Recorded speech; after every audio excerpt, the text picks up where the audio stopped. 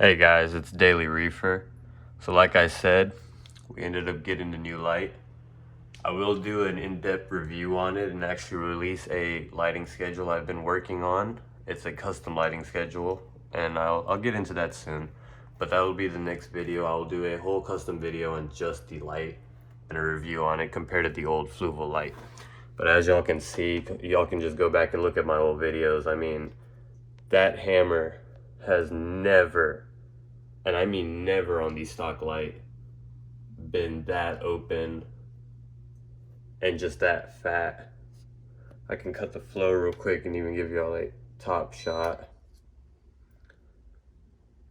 Give the water a second to just chill out, but I mean, look at that mushroom, the brightness on it, the whole tank, everything in the tank pops now. I mean, the candy canes are puffed up 24/7 now until the lights cut out, and even then they stay open. The stingers are all out. I mean, this is 12 p.m. right now when I'm recording, and I mean, look at that.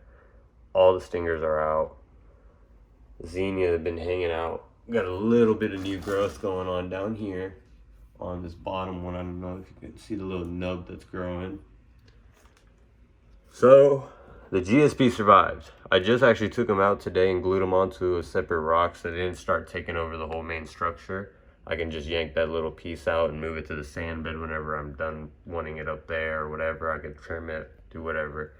The mushroom right here, as you can see, I mean, this thing was tinier than the rock that it's on the Fluval tank, and now with that stock light, I mean, look at that now. I mean, it's huge.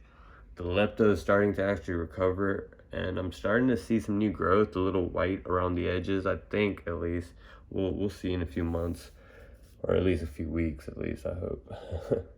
But I mean, I just wanted to give you all a quick view of how everything's looking in the tank right now. Is actually one of the highest light points of the day, and so it's pretty bright right now, but I have my lights kind of ramping up and down throughout the day, giving like a cloud coverage field, giving the corals a break from intensity.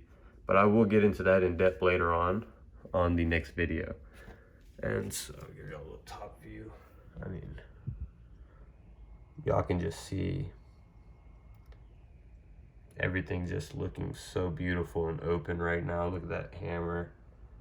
I mean, that hammer has just never been this puffed up, and this is only day 3 of having this light. I wanted to have this light a whole week before I actually gave y'all the full review on it, but I mean, this mushroom is just looking so pretty. With the stock lights, I could barely see it since it is such a dark purple color.